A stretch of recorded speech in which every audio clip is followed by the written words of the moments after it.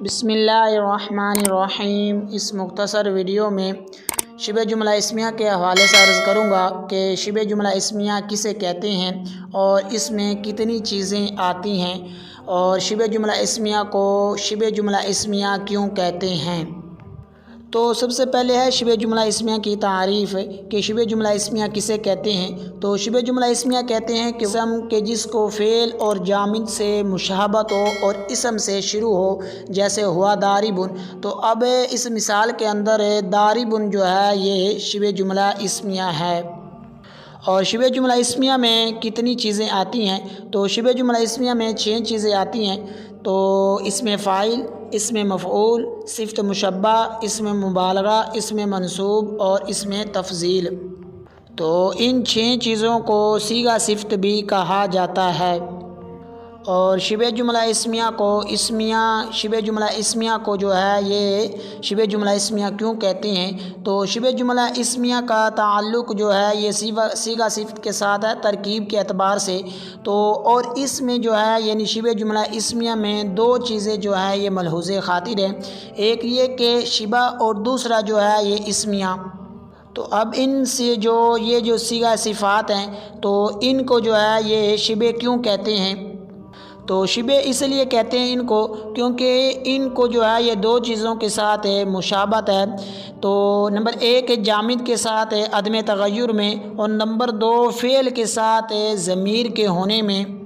اور جامد کے ساتھ عدم تغیر میں اس طرح مشابہت ہے کہ جس طرح جامد جو ہے یہ نہیں بدلتا، اسی طرح یہ بھی نہیں بدلتے۔ مثلا اگر جو ہے یہ جامد سے پہلے غائب یا مخاطب یا جو ہے یہ متکلم کی ضمیر آ جائے تو یہ جامد جو ہے یہ نہیں بدلتا، جیسے ہوا راجل، انت راجل، انا راجل۔ تو اب ان سے پہلے ہوا جو ہے جو کہ غائب کی ضمیر ہے، انت جو کہ مخاطب کی ضمیر ہے، اور انا جو ہے یہ متکلم کی ضمیر ہے۔ تو اب یہ ضمیریں جو ہیں یہ بدلتی رہیں، لیکن یہ جو جامد ہے یعنی راجل جو آ رہا ہے یہ تینوں ضمیروں کے ساتھ جب آ رہا ہے تو تینوں میں جو ہے یہ اپنی حالت پالی رہا، بدلا نہیں۔ اور ایسے ہی اگر ان سے پہلے یہ ضمیریں آ جائیں تو یہ بھی نہیں بدلتے، جیسے ہوا قائم، انت قائم، انا قائم۔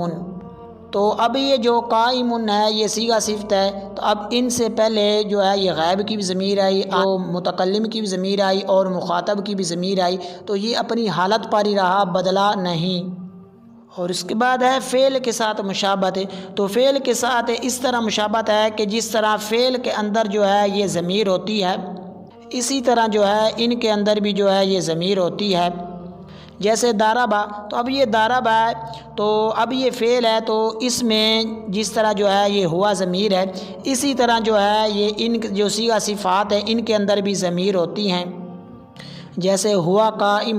تو اب ہوا قائم اس مثال کے اندر جو قائم ہے تو اس میں ہوا ضمیر ہے، تو لہذا اس وجہ سے اس کو جو ان صیغہ صفات کو جو ہے یہ کہتے ہیں شبہ کہتے ہیں۔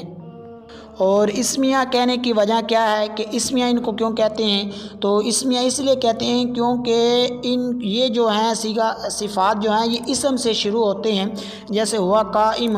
تو اب ہوا قائم میں جو قائم ہے یہ اسم ہے، اور یہ اسم سے شروع ہو رہا ہے اور یہ صیغہ صفت ہے، تو اس لیے جو ہے ان کو جو صیغہ صفات ہے ان کو جو ہے یہ اسمیہ کہتے ہیں۔ اور اسی کے ساتھ ہی مختصر ویڈیو کا اختتام ہوا۔ نئی ویڈیو کے ساتھ ملتا ہوں، تب تک کے لیے اجازت۔ السلام علیکم ورحمۃ اللہ وبرکاتہ۔